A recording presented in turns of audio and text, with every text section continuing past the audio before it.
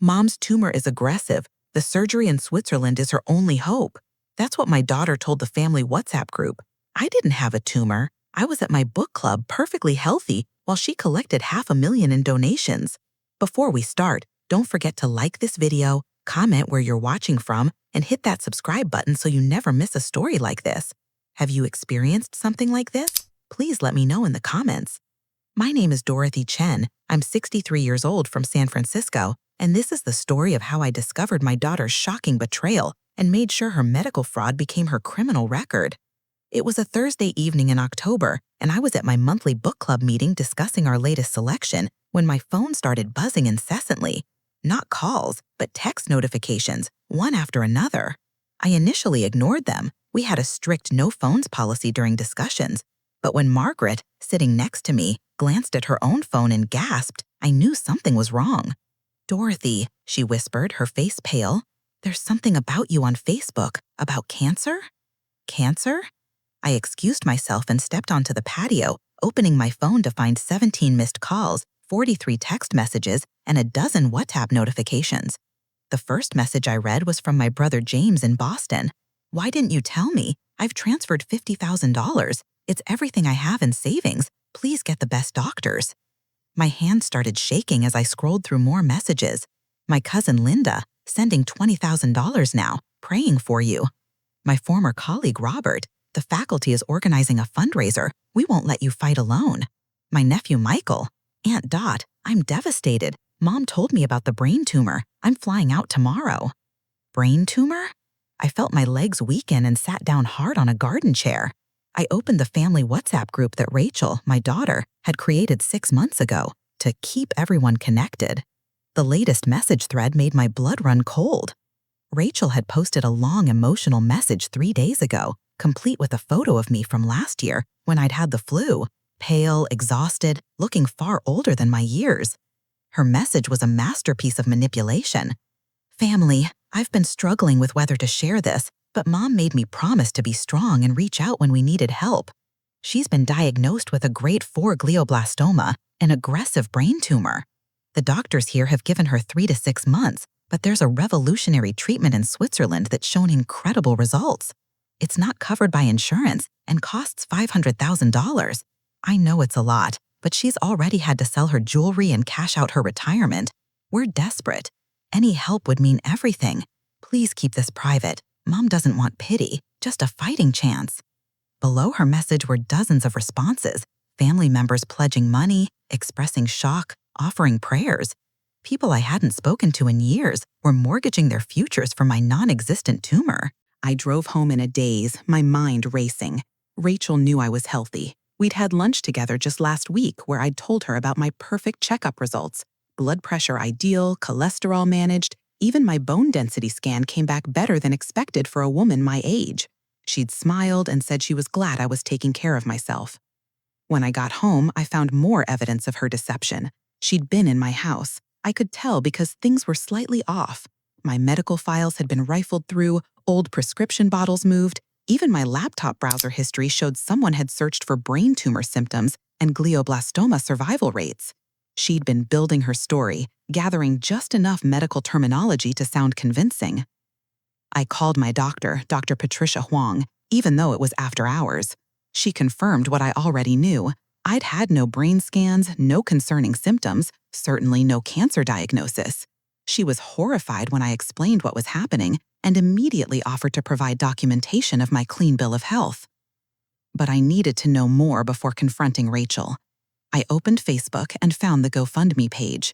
It was sophisticated, professional-looking, with a heartbreaking title, "Dorothy's Last Hope, Revolutionary Brain Tumor Treatment." The page had medical terminology, timeline of my supposed diagnosis, even a fake treatment plan from the Swiss Neurological Institute that looked convincing enough to fool anyone who didn't know better. The fundraiser had been live for only 3 days and had already raised $487,000. $487,000. The donor list was a gut punch. My sister Sarah had given $75,000, her entire inheritance from our mother. My best friend from college, Maria, had contributed $30,000, with a note saying she'd taken it from her grandson's college fund, but knew I would have done the same for her. There were amounts ranging from $50 from distant relatives living paycheck to paycheck to $100,000 from my wealthy cousin Edward, who'd written, "Aunt Dot was the only one who stood by me during my divorce. This doesn't even begin to repay that kindness." I spent the entire night documenting everything, screenshots of every message, every donation, every false claim Rachel had made. But I needed more. I needed to know where the money was going. The GoFundMe was linked to a bank account, but whose? At 3 a.m., I did something I'd never done before. I logged into Rachel's email. I'm not proud of it, but she'd used my computer last month and saved her password. What I found there made me physically sick. The emails told a story of premeditation that went back 3 months. She'd researched various diseases, settling on brain cancer because it was urgent enough to require immediate funds, but complex enough that people wouldn't ask too many questions. She'd actually written that in an email to someone named Marcus, who appeared to be her boyfriend, a man I'd never met or heard of. The emails between them were damning. Marcus had helped her set up the Swiss clinic story, even creating a fake website that looked medical and professional. They discussed how much to ask for, settling on $500,000 because it was believable but life-changing. They'd planned their escape to Costa Rica once they had the money, discussing real estate, investment options, and how to make the funds untraceable. But the worst email was from 2 days ago. Marcus had written, "What about when your mom finds out?" Rachel's response, "She's getting older, a bit forgetful. By the time she figures it out, if she ever does, we'll be gone. I'll say I was scammed by someone pretending to be a Swiss clinic. She'll be too embarrassed to pursue it, and the family will be too broke to do anything about it." She thought I was weak, senile, disposable. The GoFundMe withdrawals had already started. The money was being transferred to an account at a different bank, then immediately withdrawn in cash amounts just under the federal reporting limit. They'd already taken out $180,000 in just 2 days. The GPS on Rachel's phone, she was still on my family plan, showed she'd been to luxury car dealerships, jewelry stores, and high-end hotels. I knew I had to act fast but carefully. If I simply exposed her, she might claim it was a misunderstanding, that she really thought I was sick, that someone else had scammed her. I needed her to confess, to hang herself with her own words. I called Rachel that morning, keeping my voice neutral. "Sweetheart, can you come over? I'm not feeling well." She arrived within an hour, and the performance she put on was Oscar-worthy. Her eyes were red-rimmed as if she'd been crying, her face drawn with fake concern. She hugged me tightly, and I had to force myself not to recoil from her touch. "Mom, you look tired," she said, studying my face. "Have you been taking your medications?" "What medications, Rachel?" She blinked, caught off guard for just a moment. The ones Dr. Morrison prescribed, for the headaches." There was no Dr. Morrison. I'd never complained of headaches, but I played along. "Oh, those. Yes, of course. Rachel, I've been thinking about this treatment in Switzerland." Her eyes lit up with greed she couldn't quite hide. "Yes, Mom, it's our best shot. The clinic called yesterday. They can fit you in next month if we can secure the funds." "How much have we raised?" She pulled out her phone, showing me the GoFundMe page like a proud child showing off a good report card. "Almost 500,000, Mom. The family has been incredible. Aunt Sarah even gave her entire savings." "That's wonderful," I said, my voice steady despite the rage building inside me. "I'd like to thank everyone personally. Could you arrange a video call with the family, maybe this evening?" Rachel's face went pale. "A video call? Mom, you need to rest. You shouldn't stress yourself." "Nonsense. If people are giving their life savings, the least I can do is thank them. Besides, I want to explain the treatment myself. You've been carrying this burden alone for too long." She tried several more times to dissuade me, but I insisted. Finally, trapped by her own lie about being the devoted daughter, she agreed. The call was set for 8 p.m. What Rachel didn't know was that I'd spent the afternoon preparing. Dr. Huang had come to my house personally with my medical records from the last 5 years. My lawyer, Harrison Webb, the same one who'd handled my divorce from Rachel's father, was present with a court reporter. 2 detectives from the San Francisco Police Department's Financial Crimes Unit were in my study, recording everything. The family video call connected at exactly 8 p.m.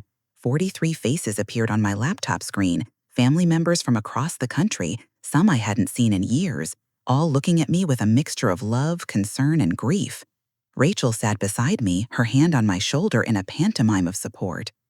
"Thank you all for joining," I began. "I know you've heard some concerning news about my health." The murmurs of sympathy started immediately. Sarah was crying. James looked haggard as if he hadn't slept since hearing the news.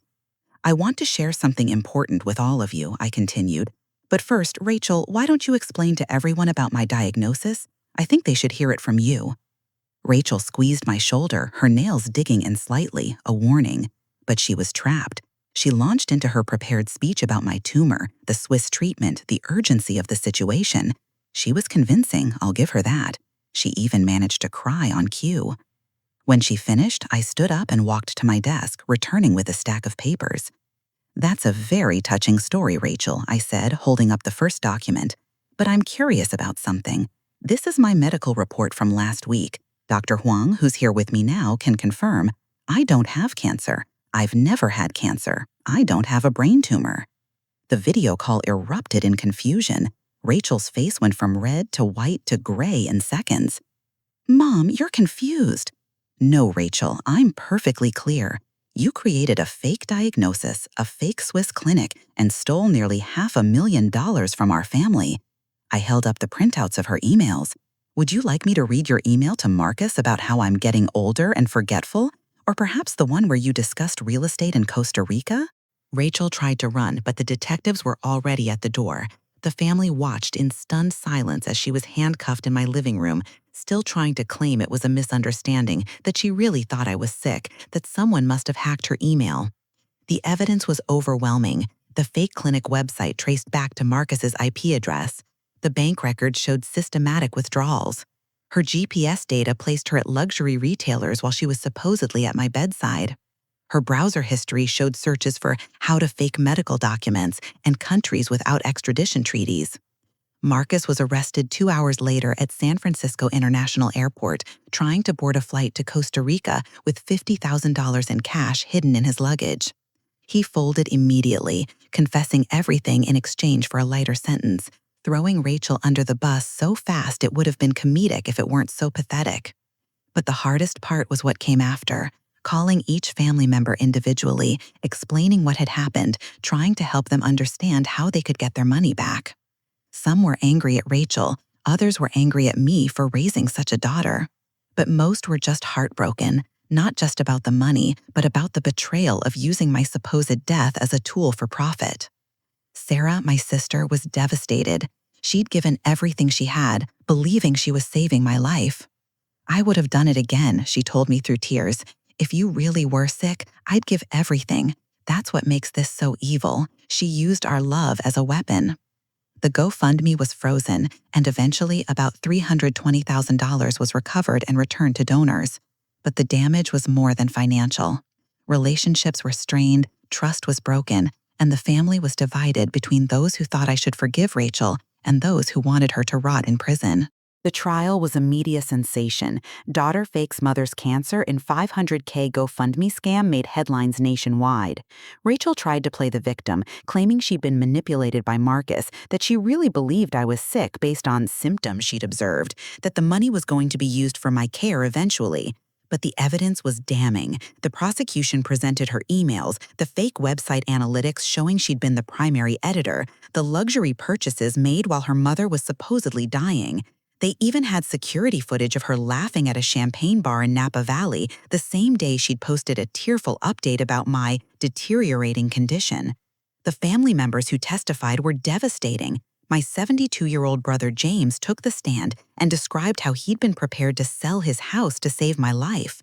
Maria, my college friend, explained how she'd emptied her grandson's college fund because she couldn't bear the thought of losing me. Their testimony painted a picture not just of financial fraud, but of emotional cruelty. Rachel's defense attorney tried to argue that she'd been under financial pressure, that Marcus had manipulated her, that she'd intended to pay everyone back. But when the prosecutor asked her directly if she knew I wasn't sick when she started the fundraiser, she couldn't lie convincingly. Her pause, that moment of calculation as she tried to figure out what answer would save her, told the jury everything they needed to know. She was convicted on 15 counts of wire fraud, 1 count of identity theft, and 1 count of elder abuse. The judge, a woman who'd clearly seen too many family betrayals, was particularly harsh in her sentencing remarks. What makes this crime particularly heinous, the judge said, is not just the amount stolen or the number of victims, but the weaponization of familial love. You didn't just steal money, Miss Chen. You made good, loving people complicit in a lie about their family member's death. You turned their compassion into a tool for your greed. The emotional damage you've inflicted will last far longer than any financial recovery. Rachel was sentenced to 8 years in federal prison with no possibility of early release for the first 5. Marcus got 4 years and was required to pay restitution, though everyone knew he'd never have the money.